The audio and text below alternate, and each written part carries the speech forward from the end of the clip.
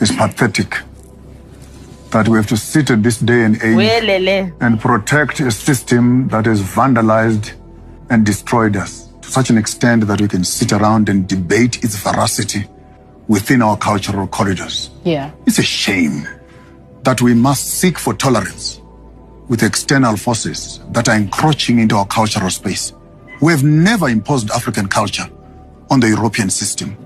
But here we are as Africans, fighting with each other of how to protect the colonial religious system that has invaded our space. I'm not sorry for saying what I say, but on behalf of the grandchildren that will come after me, we have an enemy in the house that has corrupted our minds. And if we pursue on this path of debate, we'll end up as coconuts, brown on the outside and white on the inside.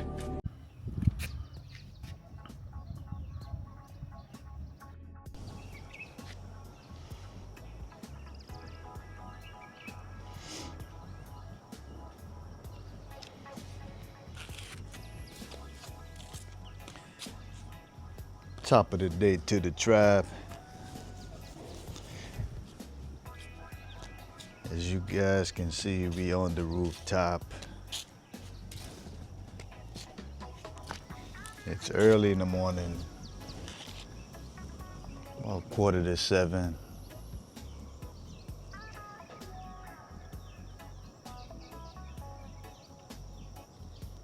This is views from the village. You know I'm up on the rooftop, so you know we got to talk some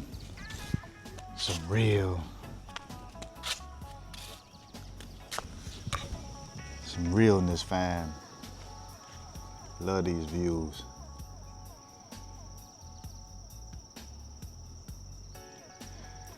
So I always love listening to Professor Joseph Mapong. I always butcher his last name. Professor out of South Africa. He said that these Europeans dealt with Africa. Before I get into it, top of the day, family, wherever you guys might be in the world, tune in. This is your brother Samar for another one. So we here today talking about the plight of Africa. And we talking about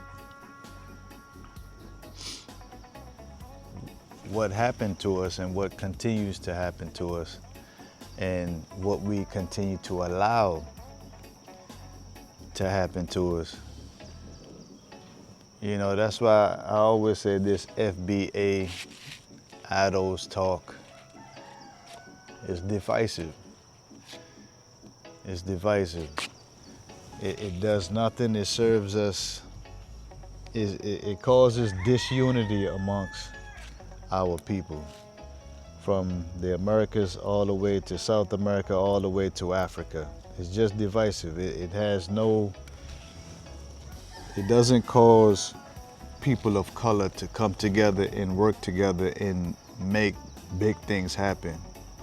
You know, and as the professor said, if we continue to allow certain things to happen, you'll be like a coconut, brown on the outside and white on the inside. So a lot of FBA talking points is that we are foundational Black Americans, we are indigenous, you understand, to the Americas, but from a scholastic standpoint, the world over knows that the Black man in America, the Black woman in America are descendants from the African continent. Undebatable. You cannot dispute it. You look up 400 some odd years later, you're in a land speaking a strange tongue called English. You wearing dungarees or jeans and t-shirts and baseball caps, and I'm not different. I'm right there in the same boat. But I'm also here in Africa learning. I'm like a sponge. I'm taking it all in. I'm taking it all in. You know, I'm working hard to unlearn certain things. And if we're not in that mode of unlearning and relearning and new spiritual systems and tapping in to, if Africa is the form of all things, why are we adopting these new age spiritual systems? Why not go to the foundation, the source? You understand? So this next clip I want to run for you guys is a young lady who hit it spot on, fam. Who hit it spot on. Check this clip out, and I'm gonna do a little commentary after that. Chatting on. You know, one of the biggest psychological tricks colonization ever played? This whole white savior image. Because here's the truth. The savior role wasn't created to help indigenous or African people. It was created to help white people escape their own guilt. Hear me out. If you position yourself as the savior, you don't have to face the fact that you're the one causing the harm.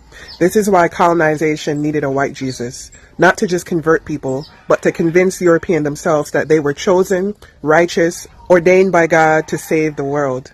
This is how you justify genocide. This is how you justify land theft. This is how you justify slavery, extraction, and domination. You rebrand yourself as the hero. And the wild thing, that psychology still exists today. The same systems, the same families, the same corporations that created most of the world's suffering now show up with the money and power acting like they have the real solutions. When in reality, the world is burning because of the systems that they have built. It's the modern white savior complex. Philanthropy, NGOs, charity, development, aid, and even environmental agendas still centering the same people who caused the damage. And it just keeps the same colonial story alive. We know better. We can fix it. We can fix your land. We can fix your people. Instead of acknowledging that indigenous, African, and ancestral cultures had the solutions all along, and the world collapsed when those systems were destroyed and not honored. So when we talk about decolonizing, healing, and liberation, we're not just talking about the past. We're talking about the stories that still run the world today. And until we dismantle this savior image, there can't be real accountability, real justice, or real change. So as you guys can see, the young lady laid out, the queen laid out so eloquently how the European has put himself in a divine posture or demeanor to almost convince himself that the atrocities that was committed against Africa, black people in this Africa and his people, you understand, you can kind of push that under the rug, but we cannot push. History won't allow us to push the Mid-Atlantic slave trade under the rug. History would not allow us to push the civil rights movement under the rug, the assassination of many of our leaders under the rug. History will not allow us to do that. So that's why we must have these conversations. We must have these dialogues and these talks to put things in its proper perspective. It's all in the history. And history is like mathematics. You can't debate with it. I don't care where you go in the world, 1 + 1 is gonna be 1. It's gonna be 2. 2 times 2 is gonna be 4. So when you tap into history, you cannot debate that. Christianity as we know it today, especially on the continent, I've been to Ghana, I've been to Senegal, and you go to Ghana and you see on the chochos are like the matatu, they're the buses that take people around. You would find white Jesus everywhere. And you would also have white men claiming to be Jesus, and they would have flocks of people behind them. I'm talking hundreds of people bowing down, yielding to these European men. So what that does is when Now, if you, the narrative of the Bible, if you say that it's an African history book, what they have done is erase the African presence and put themselves in there, right? So it causes an inferior complex on our side, and it causes a superior complex on their side.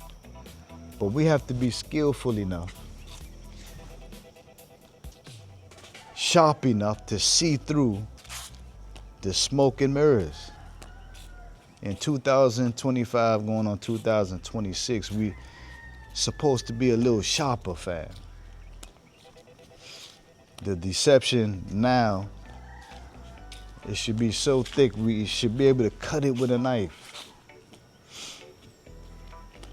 We're not in the 60s or the 70s, no longer. No longer will we be misled, distracted, and taken advantage of. Those days are long gone. Those days are long gone, fam. So, appreciate you guys always tuning in. We up here on the rooftop. And when we up here on the rooftop, we have elevated, high-level conversation, fam.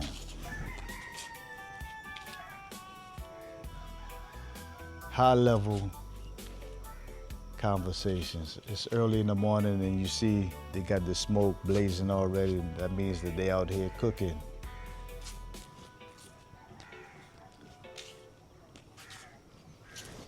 Yo, so it's always a pleasure to come on and chop it up with the family. Pray that you guys continue. Pray that you guys are good. Pray that you guys are blessed in all of your endeavors. This is the Artist Journal, reporting right here from the village, fam.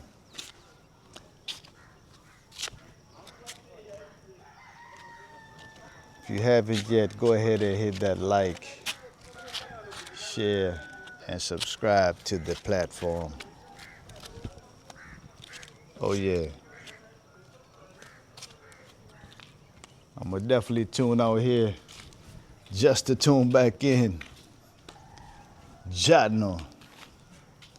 Don't forget to like, share, and subscribe, family.